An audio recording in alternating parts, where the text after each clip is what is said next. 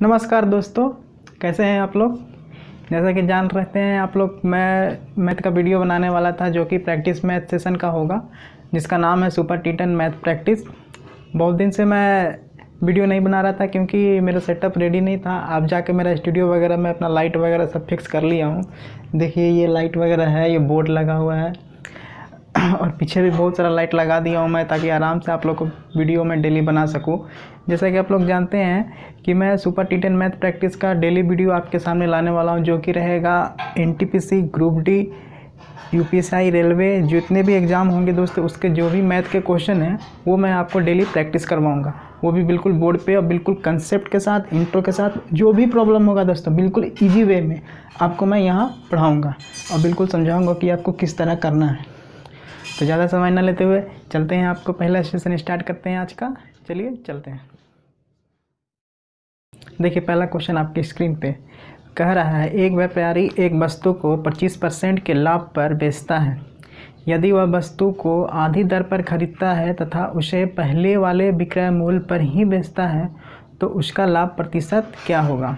देखिए दोस्तों क्या कर रहा है, मैं आपको बताता हूँ कि एक व्यापारी है, किसी वस्तु को 25% के लाभ पे, कहने का मतलब कि अगर 25% का लाभ तो 125% पे बेचता है। 100 रुपये के सामान को 125 पे बेच रहा है, 25% के लाभ पे। फिर क्या कह रहा है, यदि वह वस्तु को आधी दर पे खरीदता है और उसे पहले वाले विक्रय मूल्य पर ही बेचता तो उसका लाभ प्रतिशत क्या होगा। ये कह रहा है कि अगर 100 की जगह अगर वो 50 रुपये पे खरीदा, 100 का आधा 50 होगा, आधी दर पे बोल रहा है तो 50 हो जाएगा। अब ये बोल रहा है कि 50 रुपये में अगर वो खरीदता और उसे पहले वाले लाभ पे मतलब कि 125% पे बेचता तो उसको कितना फ़ायदा होता। तो ये देखिए यहाँ पे दोस्तों, ये कितना फ़ायदा हो रहा है, 125 माइनस में 75 रुपये का इसको फ़ायदा हो रहा है। अब ये पूछ रहा है इसका हमको परसेंटेज में बता दीजिए, तो परसेंटेज में आपको बता दीजिए इसका 100 से मल्टीप्लाई करके। अब ये देखिए इसका क्रय मूल्य बदल गया, पहले 100 था अब 50 हो गया, मतलब कहने का आधी दर पे बोल रहा है तो 50 हो गया, तो आप यहाँ पे 50 लेंगे। अब ये देखिए कैसे कट जाएगा, ये 2 से कट गया, 75 दूनी 150, ये 150 इसका, 150 और इसका परसेंटेज आ गया, 150 इसका राइट आंसर आ गया। देखिए दोस्तों इस क्वेश्चन को देखते हुए हमें पहले ही समझ जाना चाहिए कि क्वेश्चन क्या कह रहा है। कह रहा था कि अगर कोई वस्तु हम 100 रुपये में खरीदते हैं और 125% के लाभ पे उसको बेचेंगे, 25% बोल रहा है, 125% होगा। अब कह रहा है अगर 100 की जगह हम 50 रुपये में खरीदते और उसी दाम पे बेचते तो हमें कितना फ़ायदा होता, परसेंटेज में बता दीजिए। तो वही मैंने किया, एक बार देख लीजिए आप लोग। 100 की जगह हम लोग 50 लिए आधी दर पे, 75 रुपये का फ़ायदा हुआ इसको, 100 से 50 कट गया, 150 रुपये आंसर आ गया, इसका सही आंसर आ जाएगा। चलिए आगे चलते हैं नेक्स्ट क्वेश्चन की ओर। देखिए दूसरा क्वेश्चन में क्या कह रहा है।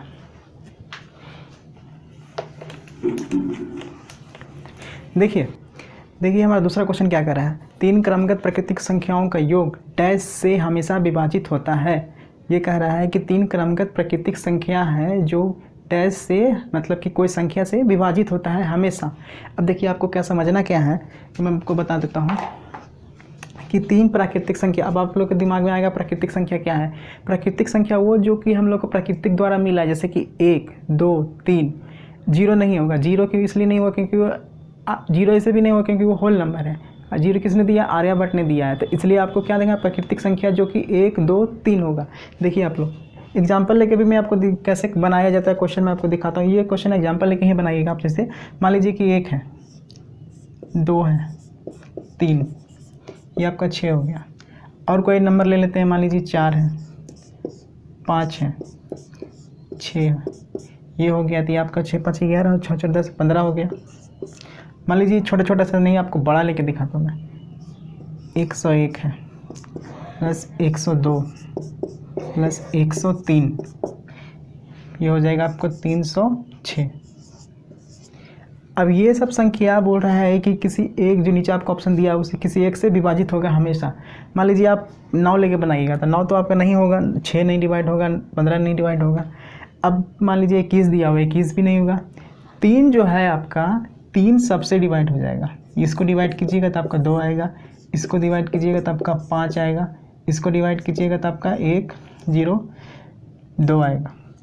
तो 3 जो होगा हमारा ऐसा नंबर होगा जो इन तीनों से या फिर सारे प्राकृतिक संख्या से हमेशा विभाजित होगा। 3 क्रमगत प्राकृतिक संख्या से 3 हमेशा विभाजित होगा। यही क्वेश्चन में दिया हुआ है दोस्तों, यही क्वेश्चन में पूछ रहा था ऐसी कौन सी संख्या है जो 3 क्रमगत प्राकृतिक संख्याओं से हमेशा विभाजित होगा। इस क्वेश्चन को पहले देखते आपको समझना है कि क्या बोल रहा है। बहुत सारे लोगों के क्वेश्चन को छोड़ के चले जाएंगे कि यार क्या बोल रहा है, क्या समझ में नहीं आ रहा है, लेकिन नहीं, आपको क्वेश्चन को देखना है, उसको समझना है। ठीक है दोस्तों, चलिए आगे चलते हैं नेक्स्ट क्वेश्चन की ओर। ये देखिए दोस्तों, तीसरा क्वेश्चन क्या कर रहा है हमारा, एक टंकी का 3/4 भाग तेल से भरा हुआ है। 60 लीटर तेल निकाल लेने के बाद टंकी का 2/3 भाग भरा रहता है। टंकी की क्षमता क्या होगा, लीटर में ज्ञात करें।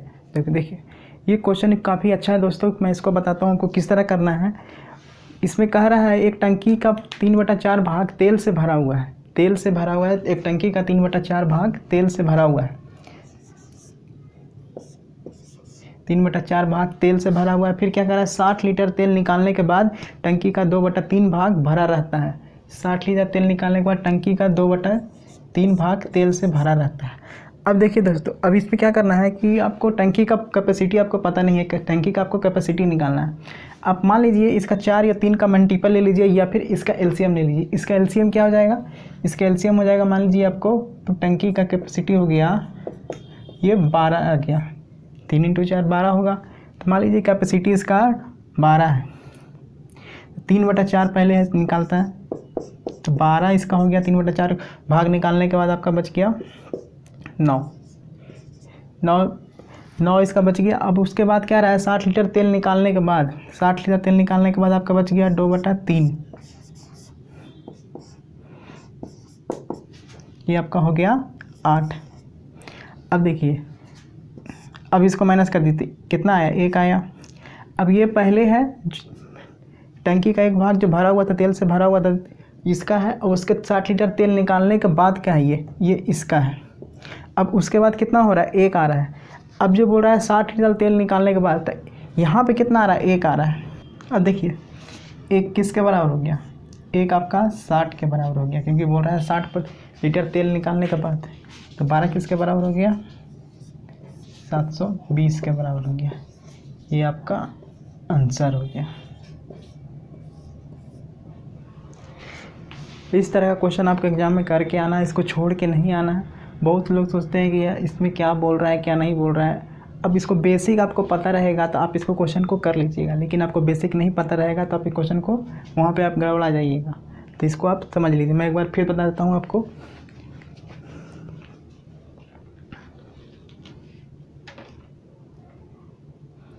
एक बार फिर बता देता हूँ आपको। बोल रहा है कि एक टंकी का 3/4 भाग तेल से भरा हुआ है। ये जो भाग है 3/4 भाग तेल से भरा हुआ है। उसके बाद बोल रहा है 60 लीटर तेल निकालने के बाद 2/3 भाग बचता है, जो कि ये वाला पोर्शन है। तो मैं पहले उसका निकाल लिया, इसका एलसीएम लेके टोटल कैपेसिटी निकाल लिया टंकी का। अब 3/4 भाग बोल रहा है, तो 12 से इसको मल्टीप्लाई करके इसका आया 9। अब उसके बाद बोल रहा है कि 2/3 भाग 60 लीटर तेल निकालने के बाद 2/3 भाग बचता है। तो ये मैं कर लिया, अभी दोनों को माइनस कर लिया, क्योंकि 60 लीटर तेल निकालता है तो 1 आया। अब 1 किसके बराबर हुआ, 60 लीटर, क्योंकि वहाँ पे बताया गया है कि 60 लीटर तेल निकालने के बाद 1 लीटर 60 लीटर के बराबर आ गया। अब 12 किसके बराबर आ गया, टोटल कैपेसिटी पूछ रहा है, तो ये आपके यहाँ 720 के बराबर आ गया। आशा करता हूँ दोस्तों आपको ये समझ में आया होगा काफ़ी अच्छे से। चलिए आगे चलते हैं। एक लड़का 1 से 20 तक सभी संख्याओं प्राकृतिक संख्याओं को जोड़ता है, लेकिन वह एक संख्या को जोड़ना भूल जाता है, जिसके कारण योग 190 हो जाता है। वो कौन सी संख्या है जिसे लड़का भूल गया। हाँ दोस्तों देखिए, लड़का कहीं ना कहीं खोया होगा, तभी तो ख्यालों में, तभी तो एक संख्या को भूल गया। देखिए दोस्तों, मैं आपको पहले बताता हूँ इसका कंसेप्ट क्या है। प्राकृतिक संख्याओं को जोड़ने का एक फार्मूला होता है, शायद आप लोग जानते होंगे। ये होता है प्राकृतिक संख्या, नेचुरल नंबर का प्राकृतिक संख्या का जोड़ने का फार्मूला होता है n × n+1 डिवाइड बाय 2। ये होता है दोस्तों प्राकृतिक संख्याओं को जोड़ने का फार्मूला। मैं इसका एग्जांपल लेकर दिखाता हूँ। मान लीजिए आप 3 नंबर लेते हैं, 3 प्राकृतिक संख्या 1 2 3, इसका सम आपका 6 आ रहा है। अगर इस फार्मूला से भी आप निकालिएगा तो 3 आएगा, अब प्लस से n+1 3 + 4 हो जाएगा दोस्तों, डिवाइडेड बाई 2, 3 चौको 12, 12/2 आपका, इससे भी 6 आ रहा है। तो ये जो आपका फॉर्मूला होता है दोस्तों प्राकृतिक संख्या का सम निकालने का फार्मूला होता है। अब देखिए क्वेश्चन में क्या कर रहा है मैं तुमको बताता हूँ।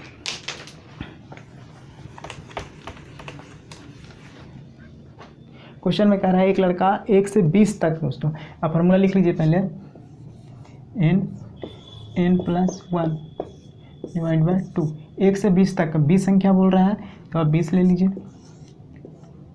20 + 1 2, आप इसको काट दीजिए, ये आ गया आपका 10 2 आपका 21, कितना हो गया 210। अब यहाँ तो 210 आ रहा है, लेकिन इसमें क्वेश्चन में बोल क्या रहा है, एक संख्या भूलने के बाद योग कितना हो जाता है 190 हो जाता है, 190 बचता है, 190, इसको माइनस कर दीजिए आप, तो कितना आया 20, तो 20 इसका सही आंसर रहेगा। वो कौन सी संख्या जिस लड़का भूल गया था वो 20 है।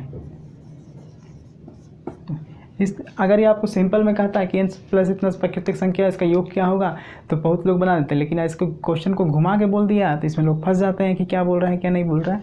तो आपको इसको क्वेश्चन को इस तरह करना है दोस्तों, ये है बनेगा उस तरह प्राकृतिक संख्या से ही, लेकिन आपको क्वेश्चन में घुमा दिया है दोस्तों। चलिए क्वेश्चन को आगे बढ़ाते हैं। ये क्या कर रहा है, यदि किसी समचतुर्भुज का परिमाप 80 सेंटीमीटर है तथा उसके एक विकर्ण का मान 24 सेंटीमीटर है,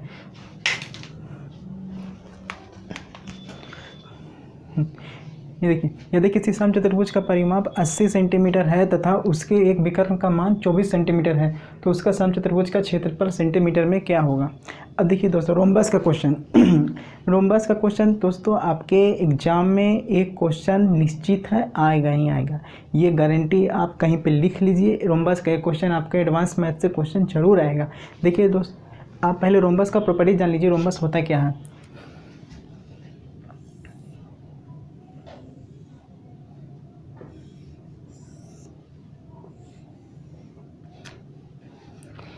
ये हो गया आपका रोम्बस, ये एक दूसरे को डायगोनली काटते हैं, इस दोनों के बीच में जो एंगल बनता है दोस्तों 90 डिग्री का एंगल बनता है, और ये दोनों बराबर होते हैं 90 डिग्री और बराबर हिस्सों में काटते हैं। रोम्बस का परिमाप क्या देखिए दोस्तों, बोल रहा है रोम्बस का परिमाप है 80 सेंटीमीटर। परिमाप पहले होता क्या है, ये ए है, ये ए है, ये है, ये है, ये चारों भुजाएं बराबर होती है दोस्तों। चारों भुजाएं परिमाप क्या होती है, चारों भुजाएं का योग 4a हो जाएगा दोस्तों। अब इसमें देखिए दोस्तों ये हो गया, इसका कभी कभी एरिया पूछ लेता है। एरिया क्या होता है, एरिया आपका होता है हाफ d1 × d2, ये आपका d1 हो गया और ये आपका d2 हो गया दोस्तों। ये रोम्बस का प्रॉपर्टीज होता है। तो आपको दोस्तों इसको पहले जान लेना है, उसके बाद ही आपको इसमें बना पाइएगा। आप इसका स्क्रीनशॉट लेना चाहते हैं तो स्क्रीनशॉट ले लीजिए, क्योंकि आपका बहुत काम के लायक है। आप रोम्बस के लिए नहीं भी ज़्यादा पढ़ना चाहते तो सिर्फ इस प्रॉपर्टीज़ को पढ़ के चले जाइए, आपका क्वेश्चन अगर इस तरह का आएगा तो आपका बन जाएगा। चलिए मैं आपको क्वेश्चन पे ले चलता हूँ।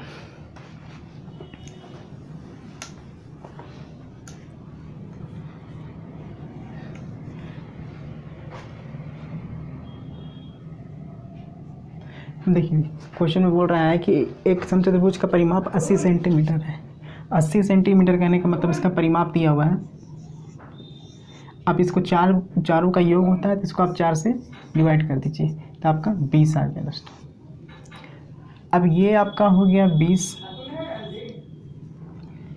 अब उसके बाद क्या कह रहा है कि एक विकर्ण का मान 24 सेंटीमीटर है, तो एक विकर्ण आपका ये हो गया, विकर्ण मान लीजिए 24 सेंटीमीटर ये दिया हुआ है, इसका आधा कितना हो जाएगा 12 सेंटीमीटर ये हो गया। अब इसको आप ट्रायंगल कर दिया, इक्विलेटरल ट्रायंगल बन गया, आप इसको निकाल सकते हैं।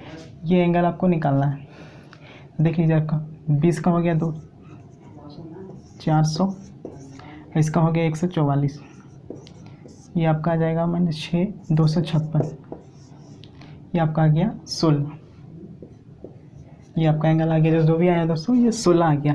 अब ये जो है 16 जो आया इसका आधा है तो पूरे कितना हो जाएगा 32। अब देखिए दोस्तों आपको पूछ क्या रहा है, उस चतुर्भुज का क्षेत्रफल ज्ञात करें। क्षेत्रफल मैं आपको बताया था area E/2 D1 into D2। आप इसको निकाल दीजिए, 32 24।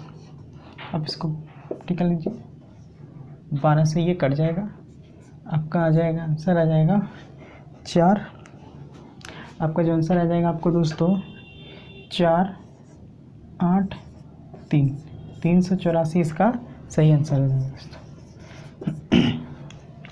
इसमें आपको करना कुछ नहीं था, ये आपको प्रॉपर्टीज अगर पता रहेगा तो आप इसका आंसर आसानी से निकाल सकते हैं। एक बार मैं आपको फिर समझा देता हूँ दोस्तों, इसमें क्या किया मैं। ये प्रॉपर्टीज दिया हुआ है, ये एंगल आपको दिया हुआ था दोस्तों 24, D1 का पूरा ये यहाँ से यहाँ तक D1 है तो इसका हाफ ले लेंगे 12 हो जाएगा। ये आपका एंगल दिया था परिमाप 80, इसको 4 से डिवाइड करके 20 आया, तो ये आपका एक परिमाप निकल गया 20। आप इसका आप इसका इक्विलेटरल ट्रायंगल से आप पाइथागोरस थ्योरम लगा के इसका निकाल सकते हैं ये एंगल। आप ये एंगल निकालने के बाद आपको D1 D2 पता चल गया आपको दोस्तों। आप इसका निकालने के बाद 384 आ गया। ये क्वेश्चन को देखिए दोस्तों, 2 रेलगाड़ी 60 किलोमीटर प्रति घंटा तथा 70 किलोमीटर प्रति घंटा की गति से समान दिशा में चल रही थी। तेज गति वाली रेलगाड़ी धीमी गति वाली रेलगाड़ी को बैठे व्यक्ति को पार करने में 2 मिनट 42 सेकंड का समय लेती है। देखिए दोस्तों, मैं बताता हूँ, कहीं कहीं आप जाते हैं, ट्रेन से सफ़र करते रहते हैं, एक ट्रेन आपका धीरे धीरे स्टेशन पे इन करते रहती है, आपका जो राजधानी रहता है वो आके सड़क से उसको पार कर जाता है। मान लीजिए कि आप यहाँ पे खड़े हैं, एक ट्रेन आया सड़क से आपका पार कर गया, तो वही आपको पूछ रहा है कि जो धीमी गति से ट्रेन रुकी में आज जो व्यक्ति बैठा हुआ था, जो तेज़ गति से ट्रेन आई, उस ट्रेन की लंबाई क्या होगी वो पूछ रहा है आपको दोस्तों। देखिए, तेज़ गति से चलने वाली रेलगाड़ी की लंबाई क्या होगी। अब देखिए दोस्तों, ये समान दिशा में ट्रेन जब चलता है, मैं आपको पहले इसका कंसेप्ट बताता हूँ। रिलेटिव स्पीड क्या होगा जब कोई रेलगाड़ी समान दिशा में चलती है अलग अलग स्पीड से, तो S2 माइनस S1 हो जाता है दोस्तों। मान लीजिए ये S1 है, ये S2 है, तो ये S2 माइनस S1 हो जाएगा। अब इस कंसेप्ट को याद रखिएगा दोस्तों। अब देखिए इसमें क्या बोल रहा है कि पहली जो ट्रेन है वो 70 की स्पीड से चल रही है और दूसरी ट्रेन 60 की स्पीड से, तो जिसका रिलेटिव स्पीड आएगा वो 10 किलोमीटर पर आवर आएगा। अब देखिए इसमें क्या कह रहा है कि तेज़ गति वाली रेलगाड़ी धीमी गति वाली को रेलगाड़ी को पार करने में 2 मिनट 42 सेकंड का समय लेती है। 2 मिनट 42 सेकंड में दिया हुआ है, तो दोस्तों आप 2 मिनट को भी सेकंड में बदल लीजिए। तो 2 मिनट कहने का मतलब कि 120 प्लस 42, ये आपका हो जाएगा 162 सेकंड का समय लेती है रेलगाड़ी पार करने में। अब देखिए, अब इसको बाद ये जो स्पीड आया इसको आप पहले आपको मीटर पर सेकंड में चेंज करना होगा। मीटर पर सेकंड में इसको चेंज कर लीजिए। मीटर पर सेकंड में बदलने के लिए आपको 5/18 से मल्टीप्लाई करना पड़ेगा। तो आप इसको 5/18 से आपको मल्टीप्लाई करना पड़ेगा। तो अब देखिए इसके बाद क्या करना, ये आपका समय दिया हुआ है, आप इसका फार्मूला नहीं जानते तो स्पीड इक्वल टू होता है डिस्टेंस अपॉन टाइम।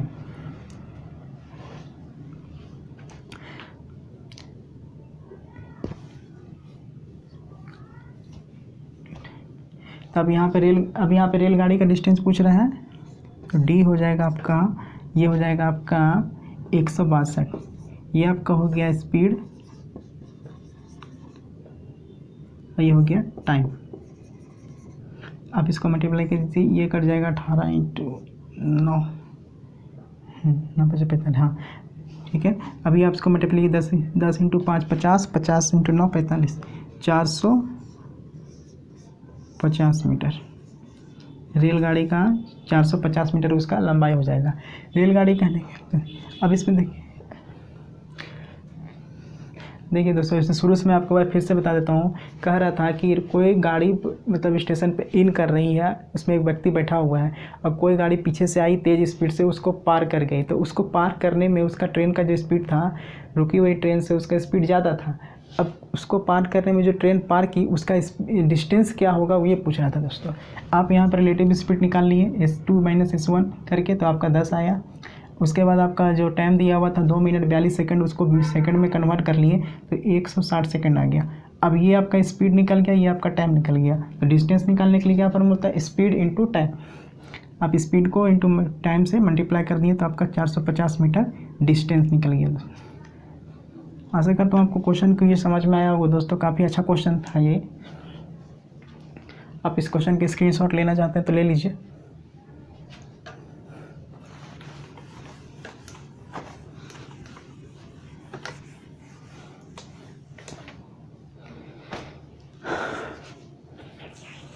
देखिए दोस्तों, एग्ज़ाम में जो भी क्वेश्चन पूछे जाते हैं वो उसका आप एक बार अगर प्रैक्टिस उस तरह का एक बार प्रैक्टिस करके जाते हैं तो आपको एग्ज़ाम में जाने के बाद ज़्यादा दिक्कत नहीं होगी। आप उस क्वेश्चन को देखेंगे तो आपको माइंड में वो सेटअप बन जाएगा कि आपको ये क्वेश्चन को किस तरह करना है। जो क्रिएटिविटी जो आपको माइंड में है दोस्तों कि वो आपको आना चाहिए कि ये क्वेश्चन में किस तरह हम लोग स्टार्ट कर सकते हैं। वहीं पर अगर आप गलती से गलत स्टेप अगर स्टार्ट कर दिए तो आपका क्वेश्चन वहीं पे बनने के लिए गलत हो जाएगा। तो आपका एक बार अगर क्वेश्चन को प्रैक्टिस करके जाते हैं तो आपका क्वेश्चन वहाँ पे आसानी से बन सकता है दोस्तों,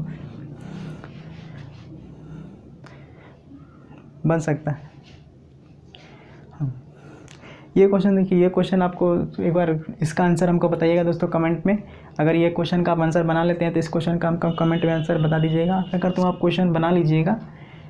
तो दोस्तों ये था आज का सेशन दोस्तों जो आपके लिए मैं लेके आया था। और भी क्वेश्चन मैं लाऊंगा लेकिन वीडियो ज़्यादा लंबा ना हो, इसलिए मैं इसको क्वेश्चन को 5 ही क्वेश्चन को डिस्कस कर रहा हूँ, क्योंकि वीडियो लंबा होने के बाद आप लोग इंटरेस्ट नहीं लेते हैं। तो अगर आप लोग सपोर्ट करते हैं तो मैं वीडियो को और लंबा करूँगा और भी क्वेश्चन लेके आऊँगा जो आपके लिए बहुत ही अच्छा रहेगा।